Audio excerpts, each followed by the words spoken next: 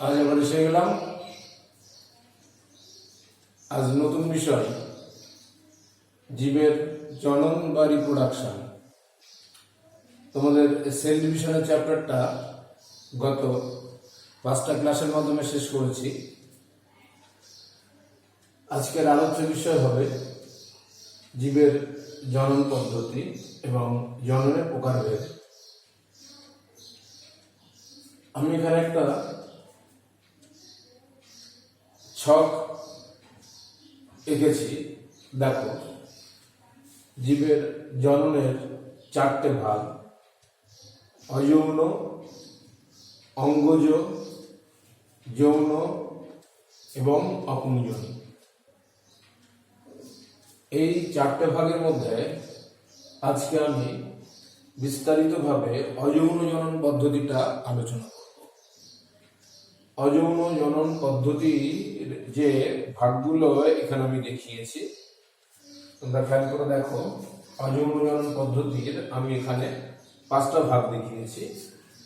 একটা হচ্ছে বিভাজন বা ফিশন বলা হয়, বিভাজন বা ফিশন। আরেকটা হচ্ছে পুনরুৎপাদন, ইংলিশে বলা হয় রিজেনারেশন। আরেকটা হচ্ছে কোরক উদ্গম বা মুকুল উদ্গম। এই কোরক উদ্গমের ইংরেজিতে বলা হয় বাডিং, বিউডি বার্ড, বার্ড মানে মুকুল, সেখান থেকে বাডিং কথাটা আনা হয়েছে, মুকুল উদ্গম বা কোরক উদ্গম। তারপরে দেখো একটা পয়েন্টস লিখেছি খণ্ডী ভবন, খণ্ডী ভবন। ফ্র্যাগমেন্টেশন, ইংলিশে বলা হয় ফ্র্যাগমেন্টেশন। একদম শেষে দেখো এখানে আমি লিখেছি রেণু উৎপাদন বা স্পোরুলেশন। স্পোর মানে রেণু, SPORE,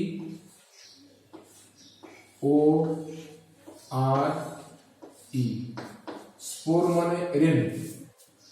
সেখান থেকে রেণু উৎপাদন কথাটা বাংলায় আনা হয়েছে, ইংরেজিতে আনা হয়েছে স্পোরুলেশন। এই অযৌন জনন পদ্ধতি বিস্তারিতভাবে আলোচনা করতে গেলে আগে আমি জনন বা রিপ্রোডাকশন কাকে বলে তার সংজ্ঞাটা একটু বলি। জননের একটা কমপ্লিট সংজ্ঞা দিতে গেলে বলা হয় যে জৈবনিক পদ্ধতির মাধ্যমে নির্দিষ্ট কোষ বিভাজনের দ্বারা জীবেরা আপন সত্তা বিশিষ্ট অপত্যের জন্ম দিয়ে পৃথিবীতে নিজের অস্তিত্ব বজায় রাখে, তাকে বলা হয় জনন বা রিপ্রোডাকশন। তোমরা বোর্ডের দিকে একটু খেয়াল করে দেখো, একদম ডান দিকে আমি একটা অ্যামিবার ছবি এঁকেছি এবং এই যে অ্যামিবাটা থেকে যে অ্যামিবাটি তৈরি হয়েছে দেখো একই রকমের দেখতে। আবার বাদিকে একটু খেয়াল করে দেখো, এই দিকটায় এখানে যে ধরনের একটা উদ্ভিদ আমি এঁকেছি, এখানেও ঠিক একই ধরনের একটা উদ্ভিদ এঁকেছি। তার মানে এই উদ্ভিদ থেকে এই যে উদ্ভিদটা তৈরি হলো দেখো একই রকমের, অর্থাৎ আপন সত্তা বিশিষ্ট অপত্য উদ্ভিদ। অনুরূপ ভাবে এখানে আপন সত্তা বিশিষ্ট বা নিজ সত্তা বিশিষ্ট অপত্য অ্যামিবা। নেক্সট চলে যাব জননের গুরুত্ব বা প্রয়োজনীয়তা কি। এই যে জীবজগতে জীবের যে জনন হয়, এই জননের গুরুত্ব বা প্রয়োজনীয়তা কি। জননের গুরুত্ব বা প্রয়োজনীয়তা বিষয়ে অন্তত 3টে থেকে 5টা পয়েন্টস তোমরা পড়ে রেখে দেবে। 3টে থেকে 5টা পয়েন্টস পড়ে রেখে দেবে। যেমন জননের মাধ্যমে নিজের অনুরূপ অপত্য জীব তৈরি হয়। আরেকটা পয়েন্টস আমরা বলতে পারি জননের মাধ্যমে জীবের বংশের ধারাবাহিকতা বজায় থাকে। আরেকটা পয়েন্টস বলতে পারি জননের মাধ্যমে পৃথিবীতে জীবের সংখ্যা নির্দিষ্ট থাকে। তোমরা বাস্তুতন্ত্র বলে একটা কথা জানো, সেখানে উদ্ভিদ এবং প্রাণী একদিকে যেমন মরছে আর একদিকে তেমনি জন্মাচ্ছে। ফলে ওই বাস্তুতন্ত্রে যে জীবগুলো থাকে তাদের ভারসাম্য বজায় থাকে। এই জীবজগতে জীবের ভারসাম্য রক্ষার জন্য জননের অতি প্রয়োজন। জীবের বৈশিষ্ট্য পড়তে গেলে প্রকরণ বা ভ্যারিয়েশন বলে একটা কথা আমরা পেয়ে থাকি। কোষের মধ্যে যে নিউক্লিয়াস থাকে তার মধ্যে ক্রোমোজোম থাকে, এই ক্রোমোজোমের মধ্যে জিন থাকে। মিওসিস সেল ডিভিশনের ফলে যে অপত্য কোষগুলো তৈরি হয়, সেই কোষগুলো জনন মাতৃকোষ থেকে আলাদা হয়ে পড়ে। এই অপত্য কোষগুলোর মধ্যে যারা পুংগামেট, তারা স্ত্রী গামেটের সঙ্গে মিলিত হয়ে যে অপত্য জীব তৈরি করে, তাদের মধ্যে কিছু কিছু নতুন বৈশিষ্ট্যের আগমন ঘটে। ফলে অপত্য জীবগুলো মাতৃজীব বা জনিত জীব থেকে কিছুটা আলাদা হয়ে পড়ে। এটাকে আমরা প্রকরণ বা ভ্যারিয়েশন বলে থাকি। এই প্রকরণ বা ভ্যারিয়েশনের জন্য কিন্তু জীবের জননের দরকার হয়। সবশেষে আরেকটা পয়েন্টস বলবো, জৈব অভিব্যক্তিতে জননের একটা বিশেষ ভূমিকা আছে। যৌন জননকারী জীবের দেহে দু রকমের গ্যামেট তৈরি হয়, পুংগামেট এবং স্ত্রী গামেট। এদের মিলনকে বলা হয় নিষেক। নিষেকের ফলে যে ভ্রূণাণু বা জাইগোটটা তৈরি হয়, তারা মাইটোসিস সেল ডিভিশন দ্বারা উন্নত জীবের ক্ষেত্রে ভ্রূণ তৈরি করে। এই ভ্রূণ থেকে একটা পূর্ণাঙ্গ জীবদেহ তৈরি হয়। এই যৌন জননের ফলে উৎপন্ন যে জীব, তার মধ্যে পিতৃ এবং মাতৃগুণের সমাবেশ ঘটে।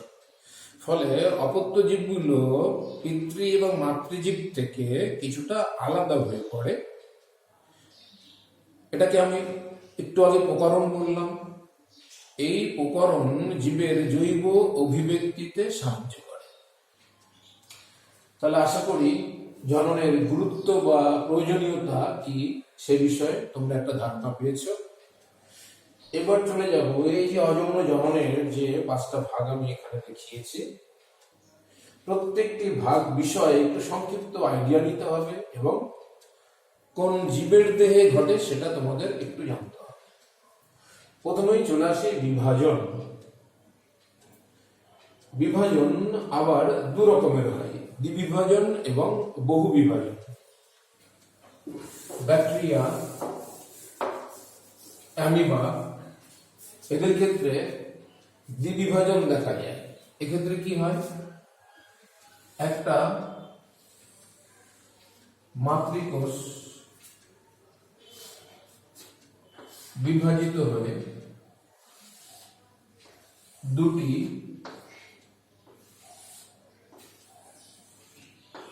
অপত্য কোষ তৈরি করে। ব্যাকটেরিয়াতে এবং অ্যামিবাতে দ্বিবিভাজন দেখা যায়, বাইনারি ফিশন বলা হয়। বাইনারি ফিশন বা দ্বিবিভাজন। বিভাজনের মধ্যে আরেকটা ভাগ হচ্ছে বহু বিভাজন। এটা ওই অ্যামিবাতে এবং প্লাজমোডিয়াম নামক এক ধরনের আদ্য প্রাণী আছে, এদের মধ্যে দেখতে পাওয়া যায়। প্রতিকূল পরিবেশে অ্যামিবা বহু বিভাজন পদ্ধতিতে বংশ বিস্তার করে। প্রতিকূল পরিবেশে অ্যামিবার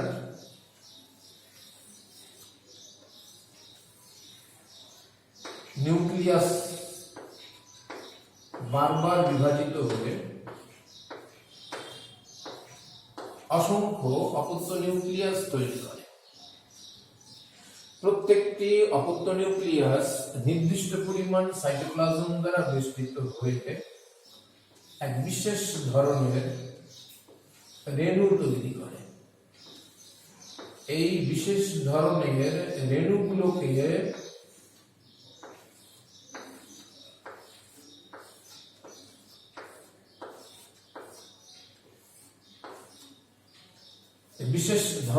রেণুগুলোকে বলা হয় সিউডোপোডিও রেণু বা সিউডো রেণু বলা হয় সংক্ষেপে, সিউডো রেণু।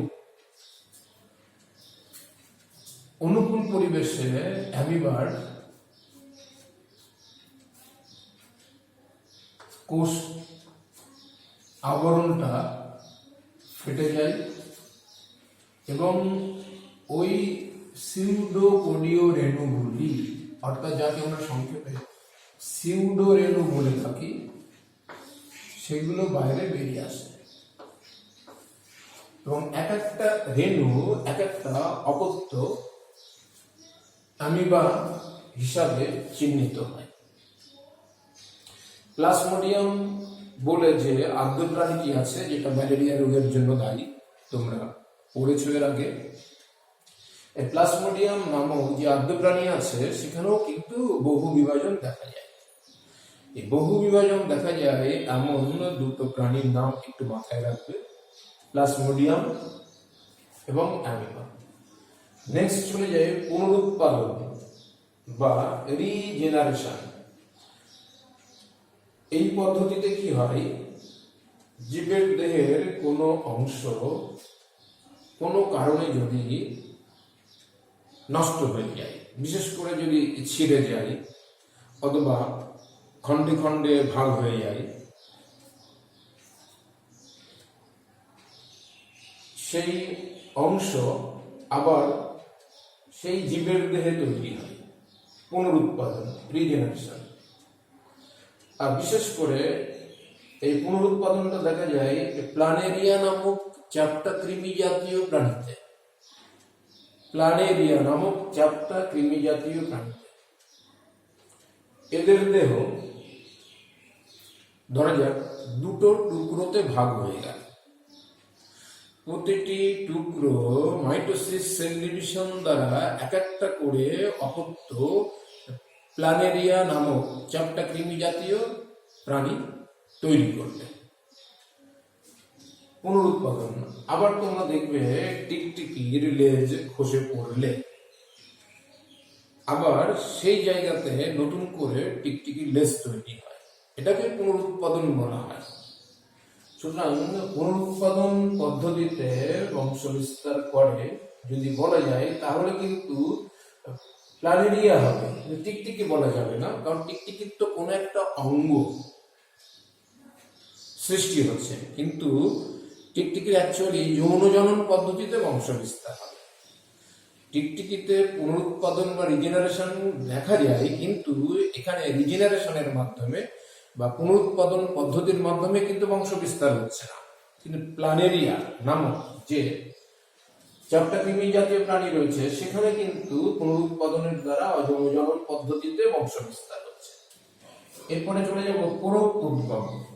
কোরক উদ্গম বা মুকুল উদ্গম, ইংরেজিতে বাডিং বলা হয়, ইংরেজিতে বাডিং বলা হয়। বাড, বাড মানে মুকুল, বাডিং, BUDDING,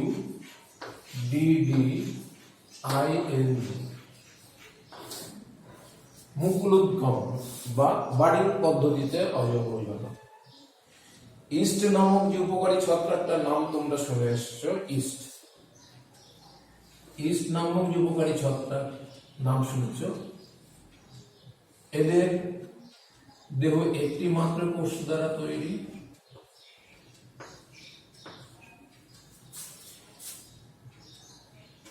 এই কোষে এক বা একাধিক মুকুল তৈরি হয়, যেগুলোকে আমরা বাট বা কোরক বলে থাকি। বাট বা কোরক,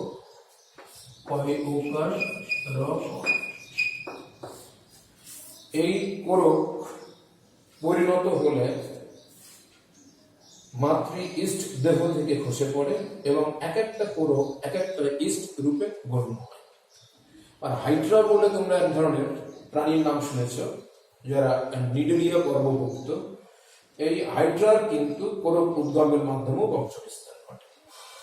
কোরক উদ্গম কোন কোন জীবের দেহে দেখা যায় এটুকু মাথায় রাখবে। ইস্টের দেহে দেখা যায়, হাইড্রার দেহে দেখা যায়। নেক্সট চলে যাই খণ্ডী ভবন বা ফ্র্যাগমেন্টেশন। খণ্ডী ভবন প্রধানত স্পাইরোগাইরা নামক শ্যাওলার দেহে দেখা যায়। স্পাইরোগাইরা নামক শ্যাওলার দেহে দেখা যায়। স্পাইরোগাইরা নামক শ্যাওলার দেহ দেখা যায়। এই শ্যাওলাটা সরু সুতোর মতো এবং এদের দেহে অসংখ্য কোষ থাকে। এই দেহটা খন্ডে খন্ডে ভাগ হয়ে যেতে পারে, খন্ডে খন্ডে ভাগ হয়ে যেতে পারে। প্রতিটি খণ্ড মাইটোসিস সেল ডিভিশন দ্বারা,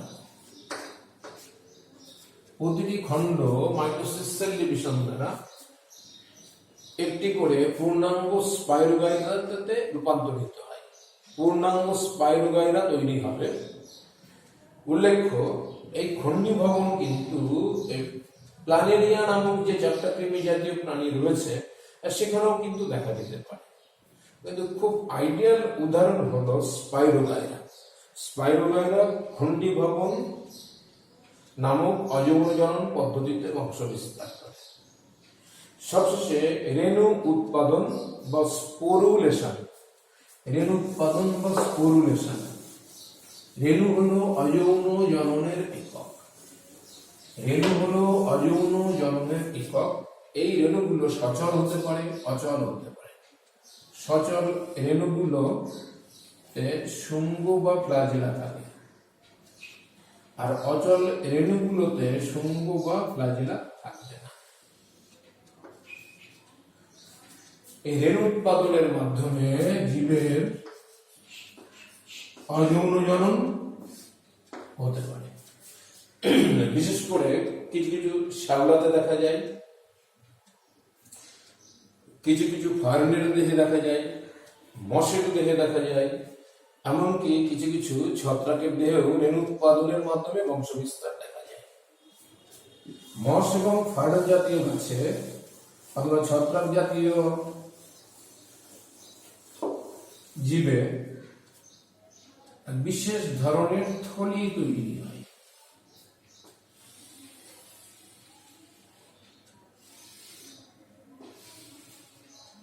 বিশেষ ধরনের থলি তৈরি হয়। এই থলিটাকে বলা হয় রেণুস্থলী। রেণুস্থলী বা স্পোরাঞ্জিয়াম। এই রেণুস্থলীর মধ্যে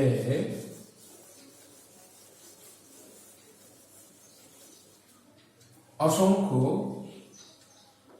রেণু তৈরি হয়। রেণু বা স্পোর তৈরি হয়। এই রেণুগুলো কোনো কোনো উদ্ভিদের ক্ষেত্রে একই রকমের হতে পারে, তাকে বলা হয় হোমোরেণু বা সমরেণু। ইংরেজিতে আমরা হোমোস্পোর বলে থাকি, বাংলায় বলি সমরেণু। আবার কোনো কোনো উদ্ভিদের ক্ষেত্রে এই রেণুগুলো আবার দু রকমের হতে পারে। যেমন মার্সিলিয়া অর্থাৎ শুষ্নি বলে এক ধরনের ফার্ন আছে, যে শুষ্নি নামক ফার্নটাকে আমরা শাক হিসাবে ব্যবহার করে থাকি, শুষ্নির শাক বলে থাকি। তাদের ক্ষেত্রে কিন্তু দু রকমের রেণু হয়, একদল ছোট ছোট আর একদল বড় বড়। এই রেণুগুলোকে বলা হয় হেটারোস্পোর বা অসম রেণু। তাহলে আকারের দিক থেকে রেণু সমরেণু হতে পারে, অসম রেণু হতে পারে। চলনের ধরন অনুযায়ী রেণুর আবার দুটো ভাগ হতে পারে।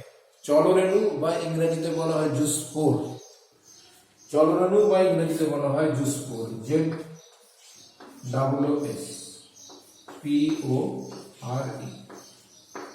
চলরেণু বা জুস্পোর। আর এক ধরনের রেণু তৈরি হতে পারে কোনো কোনো জীবের ক্ষেত্রে, বিশেষ করে ওই ফার্ম, যেটা শুষ্নি নামক ফার্ম বললাম, সেখানে ওদের দু রকমের রেণু তৈরি হয়, একদল ছোট একদল বড়। কিন্তু ক্লামাইডোমোনাস বলে যে শ্যাওলা, তাদের ক্ষেত্রে কিন্তু জুস্পোরগুলো ভালো মতো দেখতে পাওয়া যায়। ভলবক্স নামক যে শ্যাওলা, সেখানেও জুস্পোরগুলো দেখতে পাওয়া যায়, এটা সচল। কিন্তু ছত্রাক জাতীয় উদ্ভিদের ক্ষেত্রে যে রেণুগুলো দেখা যায়, এই রেণুগুলো কিন্তু একেবারে সচল নয়, এদের কোনো শুঙ্গ থাকে না, এরা অচল রেণু। আর বেশিরভাগ ক্ষেত্রে এরা একই রকমের দেখতে হয়। আবার ব্যক্তবীজী উদ্ভিদের ক্ষেত্রে কিন্তু দু রকমের রেণু দেখা যায়, ওদেরকে বলা হয় হেটারোস্পোর বা অসম রেণু। রেণু উৎপাদনের মাধ্যমে বংশ বিস্তার কারা করে সেগুলো একটু মাথায় রাখতে হবে। তা অযৌনজনন পদ্ধতির যে ভাগগুলো আমার মনে হয় তোমরা মোটামুটি জানতে পেরেছ, এবং কোন কোন জীবেরা অযৌনজনন পদ্ধতির মাধ্যমে বংশ বিস্তার করে সেটাও জানতে পেরেছ। নেক্সট চলে যাব এই অযৌনজননের সুবিধা এবং অসুবিধাগুলো কি। অযৌনজননের সুবিধা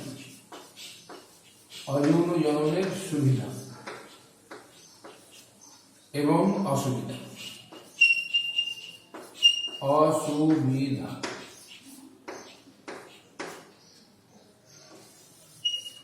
সুবিধা এবং অসুবিধা। অযৌন জননের সুবিধা হচ্ছে এই পদ্ধতিতে যে অপত্য জীবগুলো তৈরি হবে সেগুলো একেবারে মাতৃজীবের অনুরূপ গুণ সম্পন্ন, অর্থাৎ সমধর্মী হবে। তাদের মধ্যে ভ্যারিয়েশন বা প্রকরণ দেখা যাবে না, খুব দেখা গেলেও অতি নগণ্য। আর একটা সুবিধা, একসাথে অনেক অপত্য জীব তৈরি হতে পারে। এটা একটা খুব সরল পদ্ধতি। অপত্য জীবগুলোর মধ্যে বিশুদ্ধ গুণের ধারাবাহিকতা বজায় থাকে। এগুলো অযৌন জননের সুবিধা বা তাৎপর্যের মধ্যে আমরা বলতে পারি। অসুবিধা কি? এই পদ্ধতিতে যে অপত্য জীবগুলো তৈরি হয় তাদের মধ্যে কোনো ভ্যারিয়েশন তৈরি হয় না, খুব সামান্য পরিমাণে হতে পারে, নতুন বৈশিষ্ট্যের আগমন ঘটে না, খুব সামান্য পরিমাণে হতে পারে। তাহলে কি নতুন বৈশিষ্ট্যের আগমন না ঘটলে নতুন ভ্যারাইটি পাওয়া যাবে না, এটা একটা অসুবিধা। 2 নম্বর, একসাথে অনেক অপত্য উদ্ভিদ তৈরি হয়। এর যেমন একদিকে সুবিধা আছে আর একদিকে অসুবিধা আছে। একসাথে অনেক অপত্য উদ্ভিদ জন্মালে খাদ্য এবং বাসস্থানের অভাবে অনেকেই অকালে মরে যায়, এটা একটা অসুবিধা। আরেকটা অসুবিধা যে এদের অভিযোজন ক্ষমতা খুবই কম। এরা পরিবর্তনশীল প্রাকৃতিক পরিবেশের সঙ্গে নিজেকে মানিয়ে নিতে পারে না, ফলে অকালে এদের মৃত্যু হওয়ার সম্ভাবনা থাকে। আশা করি অযৌন জনন ব্যাপারটা কি, অযৌন জনন পদ্ধতিগুলো কি কি, অযৌন জননের সুবিধা এবং অসুবিধাগুলো কি কি, এই বিষয়ে তোমরা একটা ধারণা পেয়েছ। বাড়িতে টেক্সট বই দেখে খুব ভালো করে আমি যে আলোচনা করে দিলাম সেই অংশগুলো দেখে নেবে। যদি কোনো জায়গায় কোনো অসুবিধা থাকে আমার সঙ্গে যোগাযোগ করে নিতে পারো। আর এখন যেহেতু স্কুল ছুটি রয়েছে লকডাউন পারপাসে, কোন রকমের গাফিলতি করবে না। স্কুলের পক্ষ থেকে আমরা যে বিভিন্ন ইউটিউবের মাধ্যমে বিভিন্ন চ্যাপ্টারগুলো তোমাদের সামনে তুলে ধরছি, সেগুলো তোমরা ভালো করে বাড়িতে দেখবে আর অবশ্যই সাবস্ক্রাইব করবে আর একটু বেশি করে ভিউ করবে। আমাদের স্কুলে সব সেকশনগুলো মিলিয়ে অন্তত 150 থেকে 160 জন ছেলে। আমি দেখতে পাচ্ছি যে ভিউয়ার্সের সংখ্যা অতি নগণ্য। কেন যে তোমরা করছো এটা বোঝা যাচ্ছে না। প্রচুর সময় তো এই সময়ের মধ্যে আমরা যে 7 জন 8 জন স্যারেরা একটা করে লেকচার দিচ্ছি, সেগুলো 10 মিনিট 15 মিনিট 20 মিনিট ধরে, এগুলো একটু ভালো করে দেখো না, একটা আইডিয়া হবে। স্কুলের পক্ষ থেকে যে ব্যবস্থা করা হয়েছে এটা অধিকাংশ স্কুলে কিন্তু করা হচ্ছে না। আমাদের শিক্ষকরা যেভাবে তোমাদেরকে হেল্প করছেন, মহারাজরা যেভাবে হেল্প করছেন, এটা কিন্তু অনেক বেশি। ঠিক আছে, আর বেশি আজকে জ্ঞান দেবো না। তোমরা ভালো করে বাড়িতে পড়াশোনা করো, খুব সাবধানে থাকবে, এবং লকডাউনের যে নিয়ম কানুন সেগুলো মেনে চলবে। সবাই সুস্থ থাকো। আজ এখানে শেষ করছি। সবাইকে অসংখ্য ধন্যবাদ।